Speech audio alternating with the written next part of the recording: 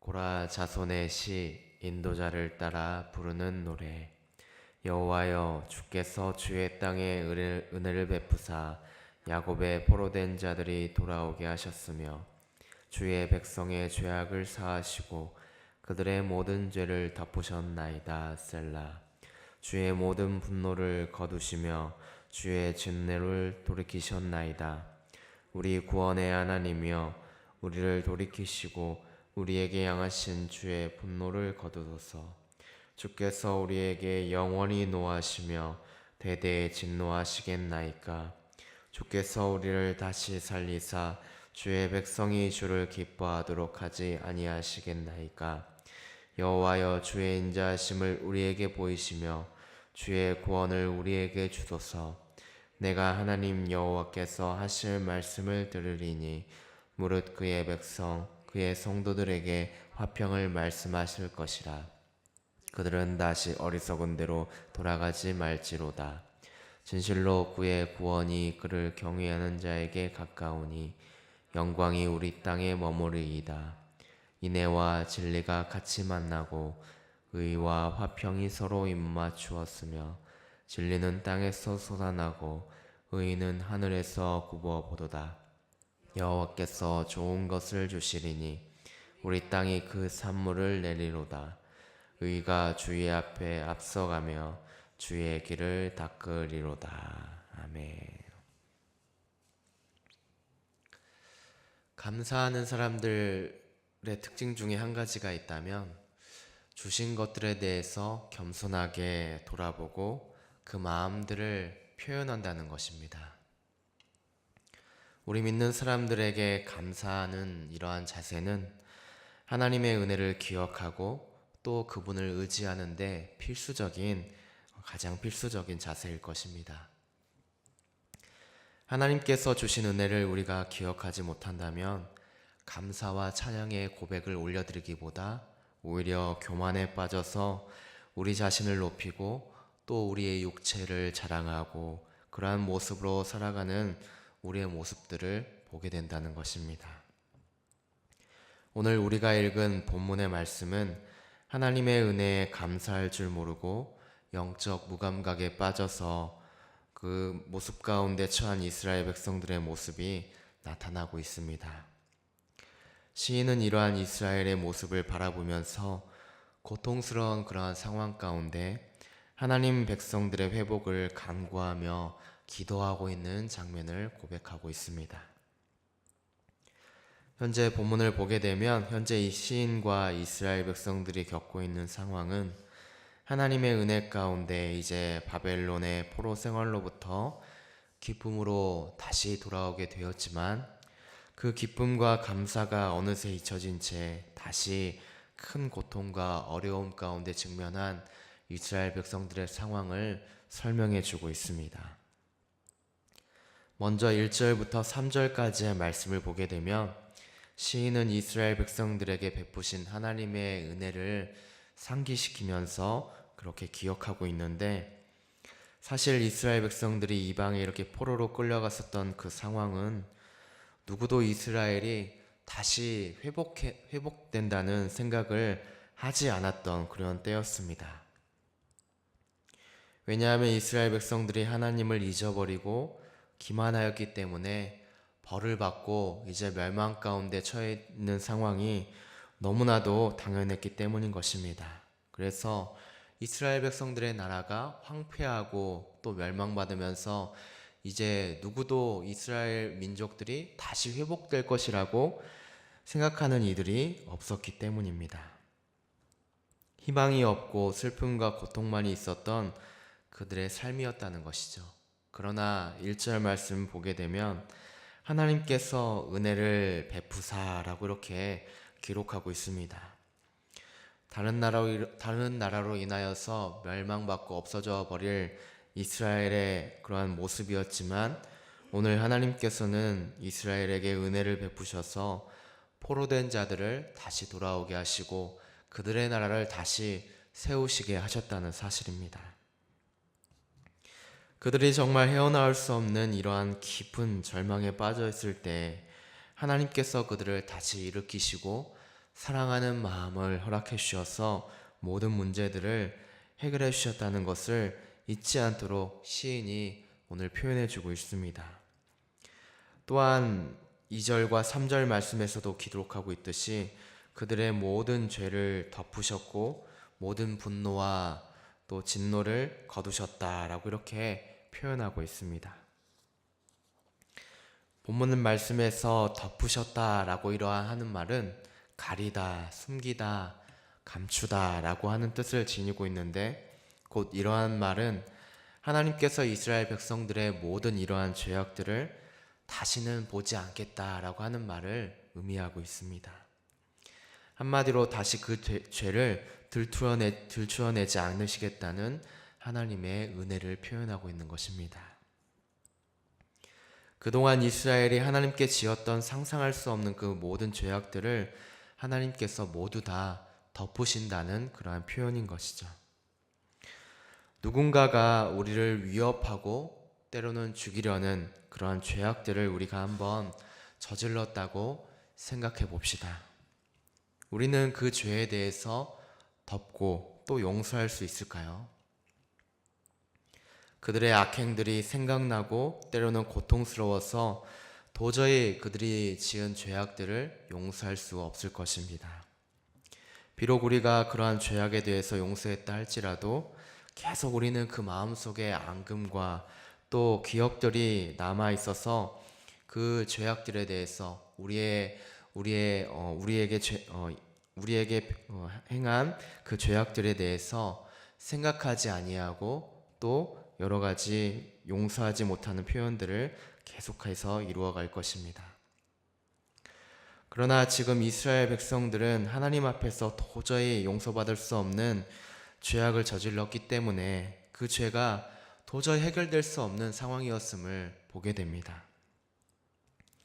그러나 하나님은 그들이 저지른 이러한 죄악들을 단번에 사해 주시고 덮어 주시고 은혜 가운데 다시 거하게 할 수 있는 상황을 베풀어 주신 모습을 우리가 보게 됩니다.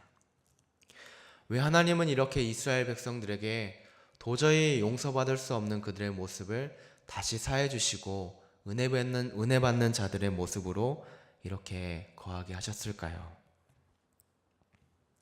바로 하나님께서 아무런 조건 없이 그들을 사랑하시고 또 그들 가운데 은혜를 베풀어 주시는 모습을 우리에게 알려주시기 때문인 것입니다. 그러한 사랑들은 또한 우리에게도 베풀어 주시는 모습을 성경에서 보게 되는데, 바로 우리 독생자이신 예수 그리스도를 통하여서 우리에게 하나님께서 우리를 보내주시고 죄를 사해 주신 은혜의 사건들을 기록하고 있다는 것입니다. 예수님께서는 우리가 도저히 하나님 앞에서 해결될 수 없는 죄악들을 우리가 사해 주시고 또 우리의 모든 죄를 짊어지시고 그 죄를 단번에 덮어 주셨음을 우리는 또한 말씀을 통해서 깨닫게 됩니다.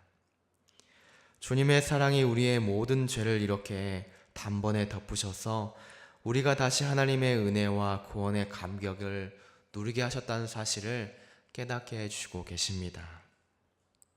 그렇게 우리는 이스라엘 백성들에게 베풀어 주셨던 그 놀라운 은혜를 우리도 예수 그리스도를 통하여서 알게 하셨기 때문에 우리는 오늘 이스라엘 백성들이 그 은혜를 기억하여서 감사해야 된다는 그런 표현들을 또한 우리 또한도 우리의 말씀을 통하여서 주님께서 베풀어 주시는 그 감격하는 은혜와 사랑을 찬양드리며 높여줄 수밖에 없음을 우리가 알 수 있다는 것입니다. 당시 이렇게 이스라엘도 죄로 인하여서 갇혀 있었고 포로되어 있었던 곳에서 이렇게 다시 돌아오게 되는 은혜를 누리게 되었음에도 그들은 하나님의 은혜를 감사와 찬양으로 올려드리는 것이 아니라 다시 죄악들을 겪는 그들의 모습들을 보게 된다는 것입니다. 4절을 보게 되면 그들의 상황이 전혀 다른 방향으로 흘러가고 있다는 것을 우리에게 보여주고 있습니다. 우리 4절 말씀을 같이 한번 읽어보도록 하겠습니다. 4절입니다. 우리 구원의 하나님이여 우리를 돌이키시고 우리에게 향하신 주의 분노를 거두소서. 아멘. 현재 그들의 상황이 어떤 어려움과 고난에 처해 있는지 구체적인 상황들은 표현해주고 있지는 않지만 그들은 지금 또다시 주님께 분노를 일으키는 일들을 일삼고 있다는 것을 시인이 이렇게 표현해주고 있습니다. 곧 그들이 1절부터 3절까지 하나님의 은혜 가운데 이러한 베풀어 주시는 은혜를 감사함에도 불구하고 곧 현재 위기가 바로 그들의 죄 때문임을 오늘 표현을 통해서 암시해 주고 있습니다. 오늘 시인은 이렇게 다시 하나님께서 그들을 돌이키셔서 분노를 거두어 주시기를 간구하고 있습니다.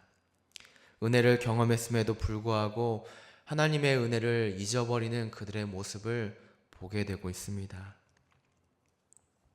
우리 사랑하는 성도 여러분, 우리는 오늘 말씀을 기억하면서 한 가지 우리가 꼭 잊지 말아야 할 것은 하나님께서 우리에게 베푸신 은혜와 그 사랑과 감격을 잊지 말아야 한다는 것을 오늘 말씀을 통해서 교훈해 주고 있습니다.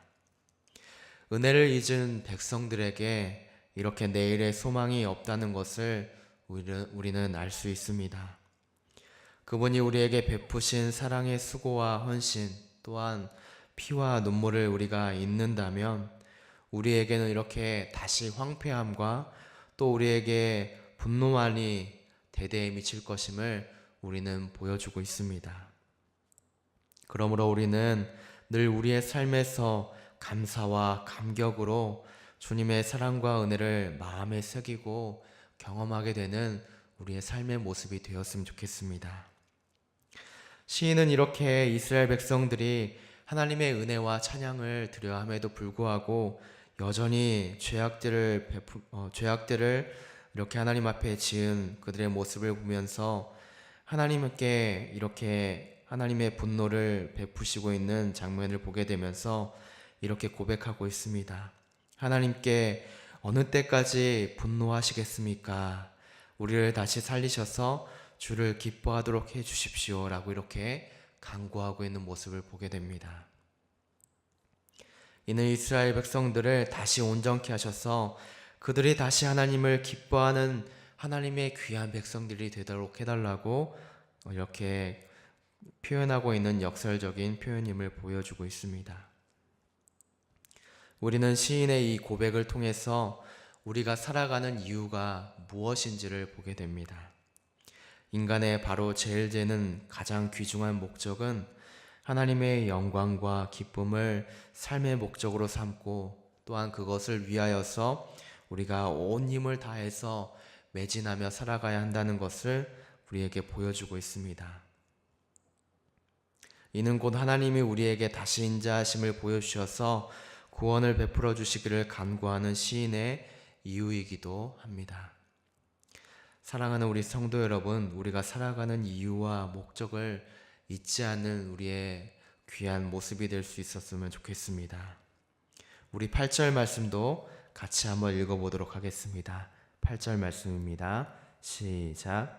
내가 하나님 여호와께서 하실 말씀을 들으리니 무릇 그의 백성 그의 성도들에게 화평을 말씀하실 것이라. 그들은 다시 어리석은 대로 돌아가지 말지로다. 아멘. 진정으로 하나님과 화평으로 복을 이루어가는 구원의 길은 주님의 백성들이 이렇게 어리석은 길로 돌아가지 않을 때임을 알게 하십니다.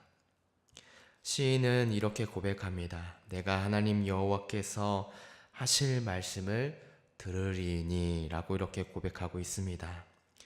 우리에게 무엇보다 필요한 것은 하나님의 음성, 또 말씀을 귀 기울여서 듣고 묵상하는 것임을 우리는 우리 말씀을 통해서 보게 됩니다. 왜냐하면 우리의 눈과 귀가 어두워서 때론 하나님의 뜻을 보지 못하고 듣지 못하는 일들이 너무나도 우리의 주변 가운데 많이 일어나기 때문입니다.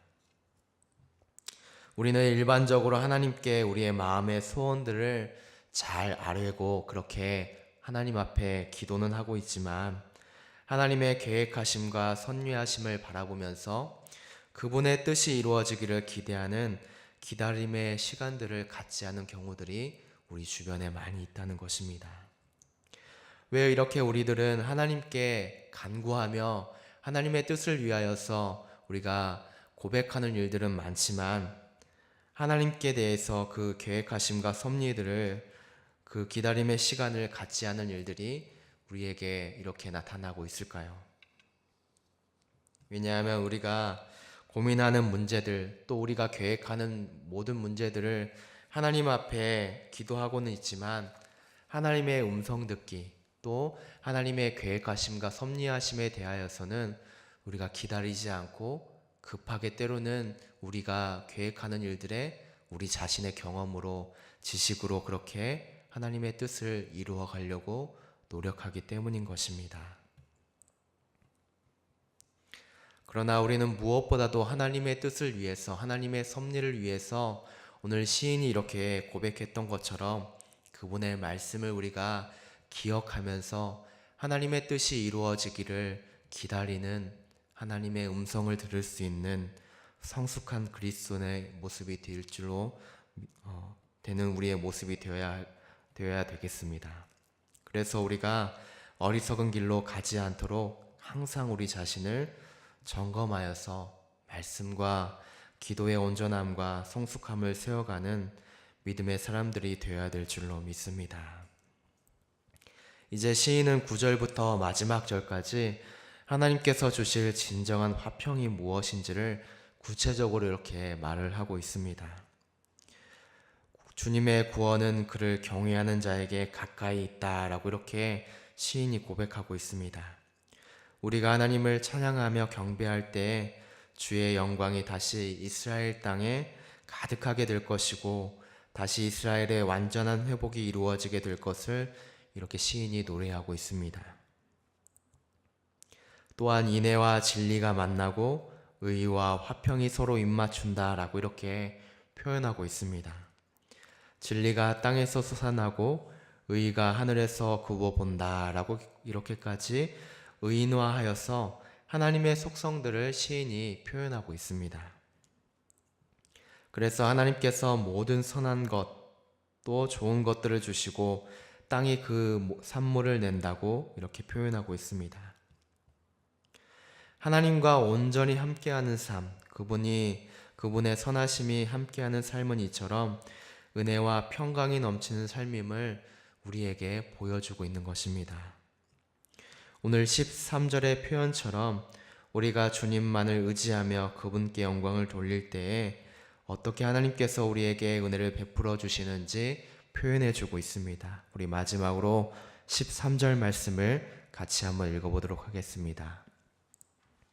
의가 주의 앞에 앞서가며 주의 길을 닦으리로다. 아멘. 사랑하는 우리 여러분, 주님은 이미 우리를 위해서 십자가에 이렇게 달려 돌아가시고 또 우리의 구원을 이루시기 위하여서 앞서가셨습니다.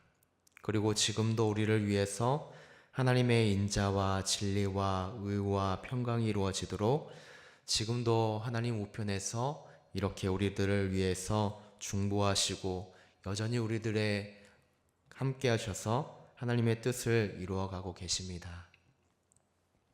사랑하는 우리 성도 여러분, 이렇게 우리는 하나님의 뜻 가운데 하나님이 우리에게 베푸신 은혜와 그 사랑을 잊지 않고 하나님의 진리 가운데 걸어갈 수 있는 여러분들의 삶이 되었으면 좋겠습니다. 무엇보다도 우리가 하나님의 은혜를 저버리고 우리의 마음과 우리의 생각으로 이렇게 나아가는 이스라엘 모습이 되는 것이 아니라 항상 주님의 은혜를 기억하고 간구하며 주님께서 베푸신 그 은혜 가운데 주님의 음성 듣는, 또 주님의 말씀을 기억하며 기도를 드리는 믿음으로 굳게 세워지는 여러분들의 귀한 삶이 되기를 바라고 원합니다. 함께 기도하도록 하겠습니다. 사랑의 하나님, 감사합니다. 주님의 은혜 가운데 저희들 함께 주님의 말씀을 나누게 하심을 감사합니다. 하나님, 주님께서 우리에게 은혜를 베푸셨지만 은혜를 기억하지 않은 백성들의 모습이 다시 황폐함과 멸망 가운데 처했음을 보게 됩니다. 주님의 진노하심이 끊임없이 나타나고 있는 모습을 시인을 통해서 보게 됩니다. 저희들 주님의 은혜를 잊어버리고 주님의 분노를 사는 모습이 되지 않도록 늘 우리의 삶을 뒤돌아볼 수 있도록 도와주시옵시고, 다시 복음 앞에 주님의 뜻 가운데 온전히 세워질 수 있는 주님의 귀한 백성들이 될 수 있도록 도와주시옵소서.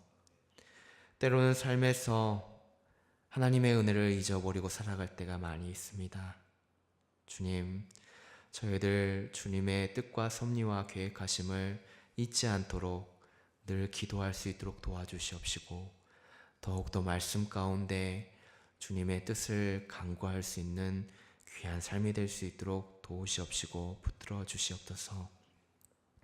주님, 오늘 또한 주일입니다.